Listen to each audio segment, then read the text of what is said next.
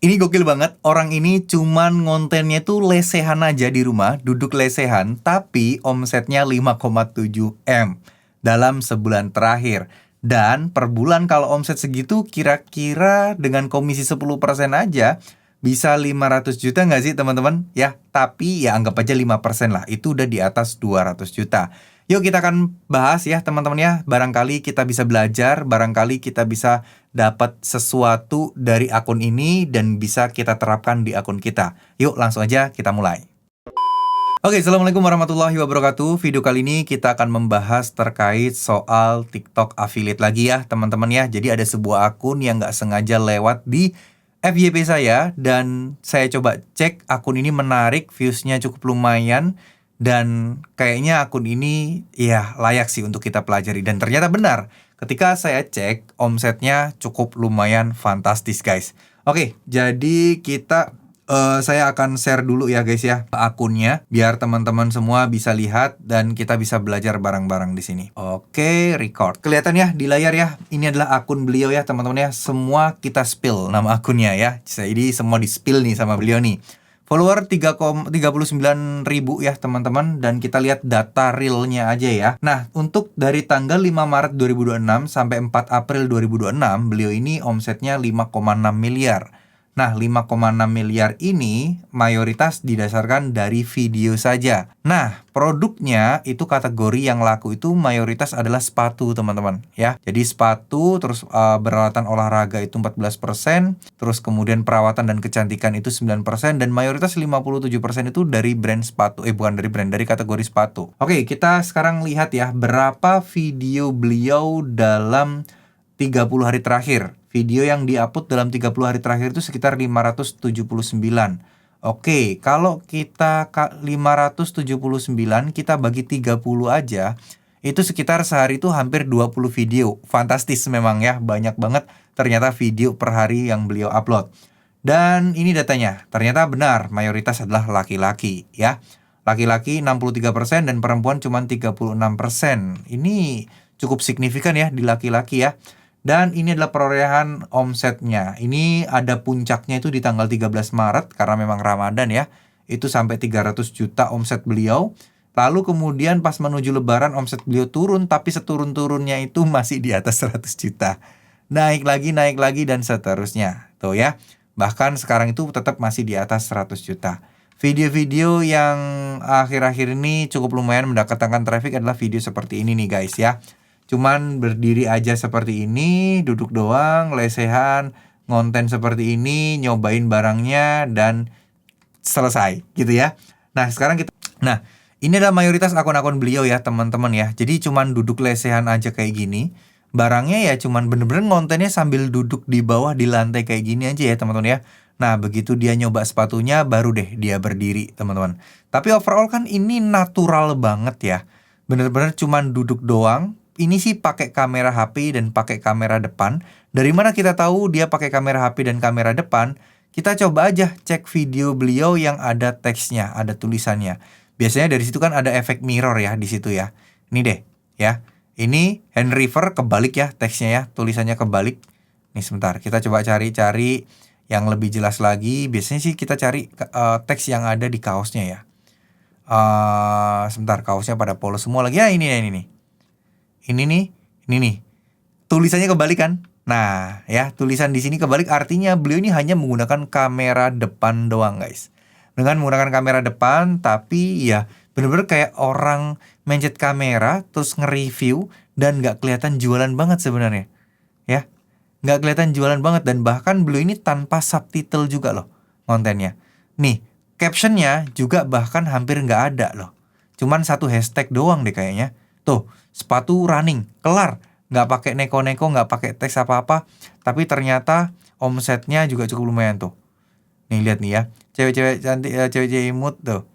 Buat OODE, buat ngantor tuh sepatunya. Dipakai kayak gini. Tuh ya teman-teman ya.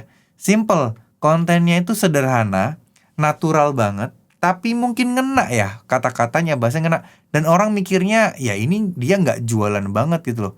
Dia bener-bener real kayak nyobain, real beli, Reel nunjukin yang pada akhirnya orang-orang akan tertarik dan berminat. Luar biasa ya teman-teman ya. Siapa yang menyangka coba segini ya. Seandainya pun tidak di bulan Ramadan, ini udah di tanggal-tanggal normal kayak gini, omset beliau masih di atas 100 juta guys.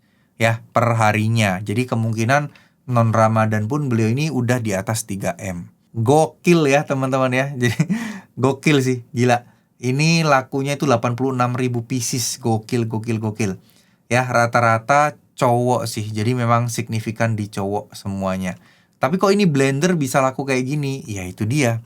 Terkadang di TikTok itu ya teman-teman ya, jujur aja selama ini saya udah 3 tahun di TikTok, saya ngerasa ketika akun kita itu omsetnya udah gede, mau ngejual barang apapun itu kayak berasa lebih mudah aja gitu. Lebih gampang aja gitu. Kita jualan produk yang nggak biasa kita promosikan, itu akan ada kemungkinan besar laku aja gitu. Karena omset kita gede. Ibarat kata kalau misalnya anggap aja ini kita itu salesman gitu ya teman-teman ya. Anggap aja kalau kita itu salesman. Kalau kita itu performanya bagus, omsetnya kita itu bagus, pasti bos kita akan jauh lebih percaya kepada kita. Sama halnya dengan TikTok. TikTok melihat sebuah performa akun itu omsetnya gede banget. Nah pastinya TikTok akan jauh lebih merekomendasikan akun tersebut atau video-video dari akun tersebut lebih ke banyak audiens yang memang marketnya produk tersebut. Dan kalaupun terjadi konversi, maka algoritma TikTok akan terus merekomendasikannya. Karena ya apa ujung-ujungnya? Ujung-ujungnya adalah duit. Ujung-ujungnya adalah terjadi penjualan. Ya, TikTok itu bisnis. Tentunya pasti algoritmanya akan mengoptimalkan dan memaksimalkan konten-konten yang berpotensi untuk bisa menghasilkan cuan lebih tinggi lagi, ya. Jadi poin penting di sini yang saya pelajari adalah kesederhanaan, terus kemudian otentikasi lah ya, ibaratnya kayak senatural mungkin, sesederhana mungkin, apa adanya terlihatnya, nggak terlihat jualan banget.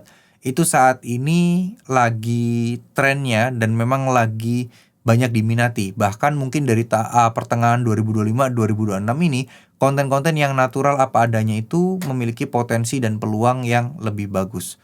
Mungkin orang-orang itu udah males dijualin terus. Mungkin orang-orang di luar sana itu menilai kalau iklan yang video yang terlalu bagus-bagus yang gimana-gimana dinilainya sebagai video iklan. Ya, mungkin adanya kekecewaan sebelumnya. Jadi lebih suka yang terlihat natural dan real-real seperti ini. Ya, tapi tentu saja beliau ini udah jago ngomong ya. Public speakingnya udah jago, penyusunan kata-katanya juga udah jago. Jadi teman-teman jangan cuman melihat, oh duduk doang, lesehan doang, enak banget, omsetnya gede. Enggak, tapi coba teman-teman cermati kata demi kata, ekspresinya, terus kemudian urut-urutannya, kata-kata, struktur kata-kata yang dia susun, habis gini ngapain, habis gini ngapain lagi. Nah itu juga memiliki potensi untuk kunci ya, ibaratnya kenapa kok video dia itu bisa gampang ngejual gitu loh ya teman-teman ya. Jadi itu juga harus teman-teman pelajari. Dan di luar itu semua, TikTok itu kan sebuah misteri ya, dimana kita nggak pernah tahu alasan video ini laku apa tidak.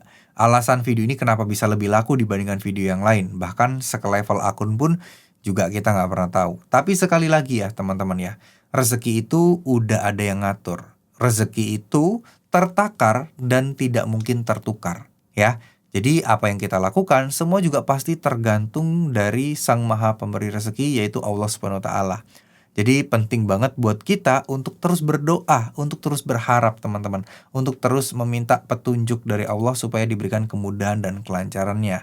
Percayalah bahwa ya kita nggak akan pernah tahu video mana yang bakal naik ya. Yakinlah bahwa Allah itu pasti akan mempermudah ya jalan kita. Yang jadi masalah saat ini adalah kita udah usaha berbulan-bulan bahkan bertahun-tahun, tapi ya penghasilan kita masih segitu-segitu aja. Akun kita belum berkembang.